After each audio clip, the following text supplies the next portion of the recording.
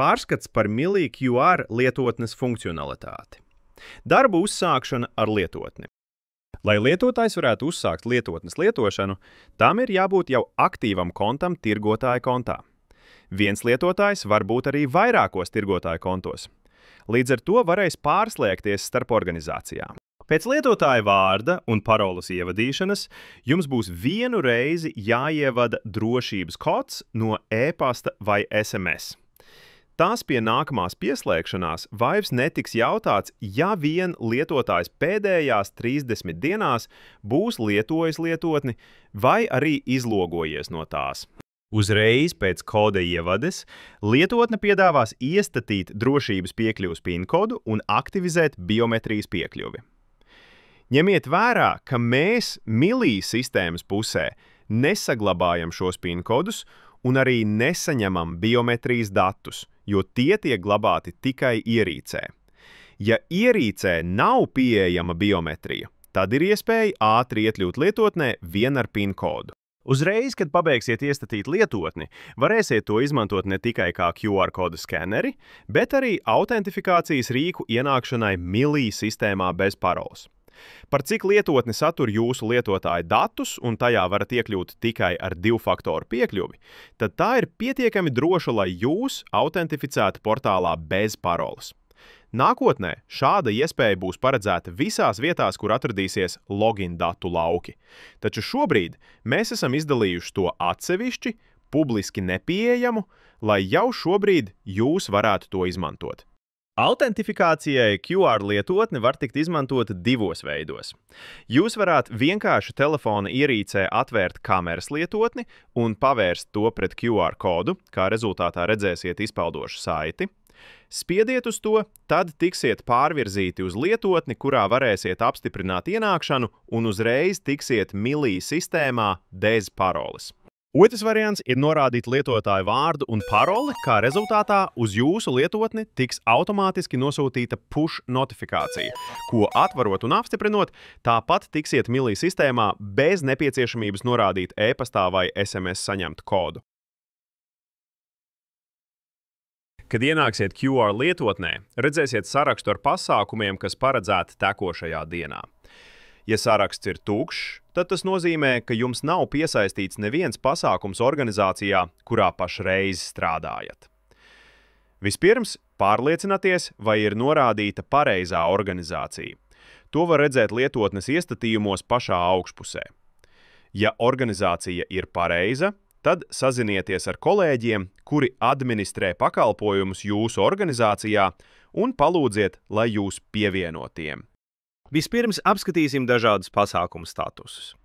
Ja pasākums ir statusā atcelts, tad to nevar apkalpot, jo tas nekad netiks inicijēts, ja vien Milī sistēmā tam netiks nomainīts status. Ja pasākums ir statusā plānots, tad to pagaidām arī vēl nevar apkalpot, jo tajā vēl nav saformējies apmeklētāju saraksts. Ja pasākums ir statusā inicijēts, tad to var izvēlēties un apkalpot, tātad veikt apmeklētāju pārskatīšanu un verifikāciju.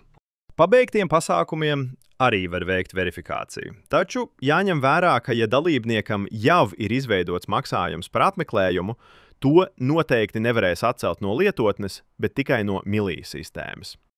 Ja izvēlēsieties vienu no inicijētajiem vai pabeigtajiem pasākumiem, uzreiz redzēsiet aktīvu progresa rīkjoslu, kā arī varēsiet apskatīt šī pasākuma dalībnieku kopsavilkumu, spiežot uz saraksta ikonas. Te var pārslēgties starp dalījumu pa klasēm un klašu līmeņiem, redzēt šajā griezumā verifikācijas progresu, kā arī diētu skaitu. Šo skatu aicinām turpmāk izmantot ikrīta īsziņu vietā, jo tas ir daudz pārskatāmāks un tas būs pieejams vienmēr un tikpat laicīgi kā īsziņas. Lai veiktu apmeklētāju reģistrāciju, atzīmējiet vienu vai vairākus pasākumus, ja vienlaicīgi apkalpojat vairākus, piemēram, pusdienas un launagu, un spiediet pogu Sākt reģistrāciju. Uzreiz atvērsies skeneris un varēsiet skenēt apmeklētājus. QR skenerim ir virkne dažādu iestatījumu, kurus apskatīsim instrukcijas nobeiguma daļā. Taču standartā, ja pasākumā ir pieļaujama pēcapmaksa, kas ir standarta gadījums ēdināšanā, lietotne reizi 2 minūtēs sinhronizēs dalībnieku sarakstu ar Milī sistēmu un sūtīs verifikācijas reizi 30 sekundēs. Scenāriju, kad pasākums ir iestatīts priekšapmaksas režīmā, jeb bez iespējas veidoties parādim, apskatīsim instrukcijas tālākajā daļā. Tāpat lietotnē standartā ir iestatīts 2 sekundžu intervāls, jeb gaidīšanas laiks starp skenēšanām. Taču jūs varat to pagarināt vai saīsināt, kā arī vienmēr varat pēc skenēšanas nospiest pogu OK, lai uzreiz varētu skenēt nākamo. Standarta gadījumā verifikācijas, kas gaida izsūtīšanas rindā, ir redzamas progresa rīkjoslas labajā pusē. Tādēļ pirms beidzat darbu ar lietotni, vienmēr pārliecinieties, ka tur ir 0, jeb vairs nav izsūtāmo verifikāciju. Tāpat rīkjoslā redzēsiet kopējos datus par progresu, ko varēs redzēt arī zaļajā progresa grafikā. Turpat redzēsiet arī pēdējās dalībnieku saraksta sinhronizācijas datumu, kā arī online-offline pazīmi. Ņemiet vērā, ka lietotne var darboties offline režīmā pasākumos, kur ir paredzēta pēcapmaksa, jeb nav paredzēta parādi un uzkrās verifikācijas. Taču nosūtīt uz Milī sistēmu varēs tikai tad, kad atjaunosies sakari. Lietotne to izdarīs automātiski, taču pirms beidzat darba dienu, noteikti pārliecinieties, ka rindā vairs nav nosūtāmo verifikāciju. Tagad apskatīsim dažādus verifikācijas scenārijus. Normālā gadījumā, skenējot apmeklētāju, saņemsiet zaļo paziņojumu par verifikāciju. Ja apmeklētājam ir pieteikts kavējums, tad ieraudzīsiet apstiprināšanas pogu. Tādā gadījumā varēsiet izvēlēties, vai apkalposiet personu, kas iepriekš nebija plānota, piemēram, ja pietiek porciju vai vietu. Ja apmeklētājs jau ir verificēts, redzēsiet oranžo paziņojumu un informāciju par to, kurš darbinieks viņu verificēja un kad. Gadījumā, ja apkalpojat vairākus vienlaicīgos pasākumus un viena persona piedalās vairākos, tad ieraudzīsiet šādu paziņojumu un būs jānorāda, kuru pakalpojumu sniedzāt. Piemēram, pusdienas vai launagu. Gadījumā, ja apmeklētājs uzrādīs Milī QR kodu, kura apmeklētājiem nav pieraksta pakalpojumam vispār, piemēram, nav brīvpusdienu vai nav distances līguma vai rezervācijas, tad tiks atspoguļots sarkanais paziņojums, ka apmeklētājs nav atrasts. Gadījumā, ja apmeklētājs uzrāda nederīgu QR kodu, mēs norādīsim, ka ir uzrādīts nederīgs QR kods. Gadījumos, kad apmeklētājiem QR kods nav pieejams, jums kā līdz šim būs iespēja to manuāli atrast apmeklētāju sarakstā un atzīmēt apmeklējumu. Apmeklētāju sarakstā var veikt arī citas darbības, tai skaitā meklēt apmeklētāju pēc vārda vai uzvārda, nofiltrēt apmeklētājus pēc klases vai statusa, veikt masveida apmeklējuma verifikāciju un atcelšanu.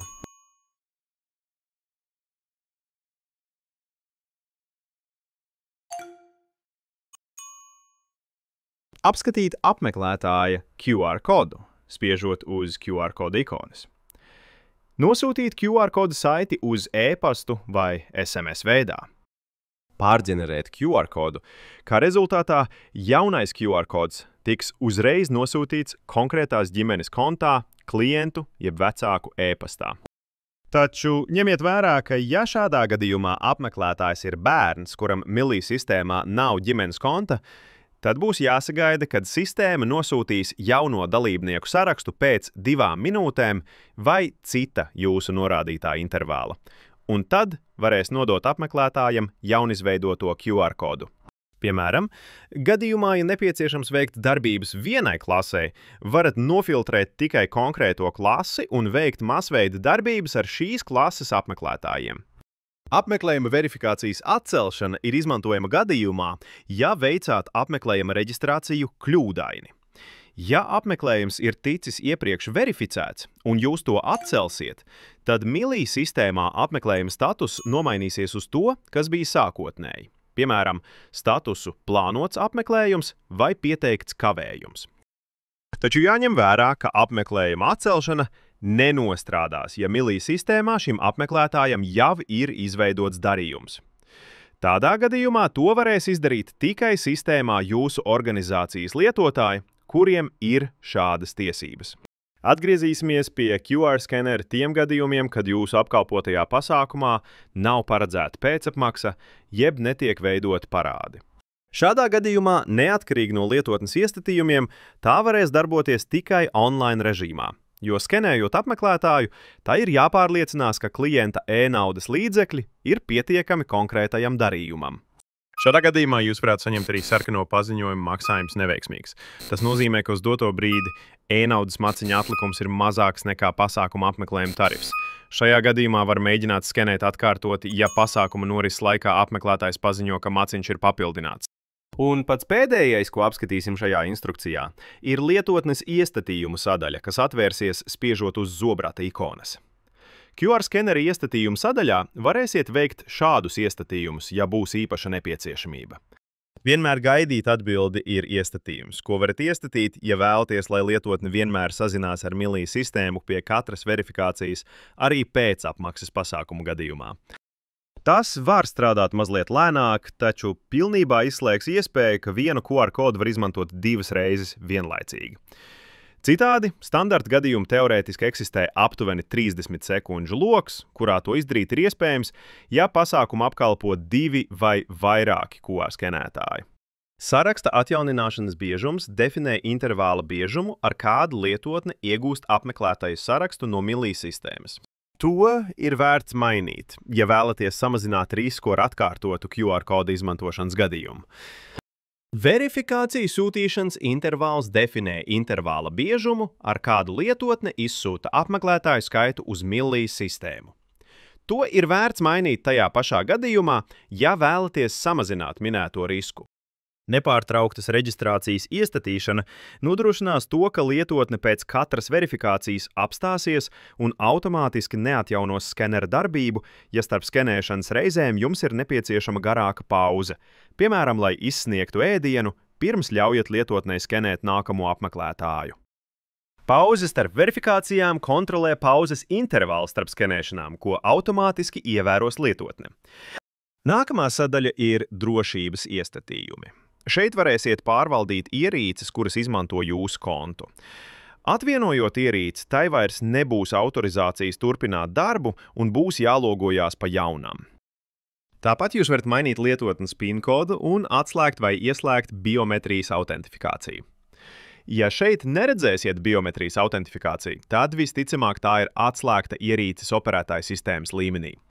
Biometrijas autentifikāciju varat aktivizēt telefona iestatījumos, iestatot pirkstu nospiedumu vai sejas atpazīšanu.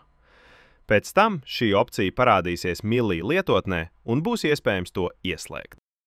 Citos iestatījumos jūs varat norādīt interfeisa valodu, kā arī ieslēgt-izslēgt skaņas signālus. Ja pēkšņi lietotnē būs pazudusi skaņa, tad vienmēr veiciet šeit skaņas ieslēgšanu un izslēgšanu. Tāpat skaņa pazudīs, ja telefonā ieslēgsiet vibrācijas vai kluso režīmu.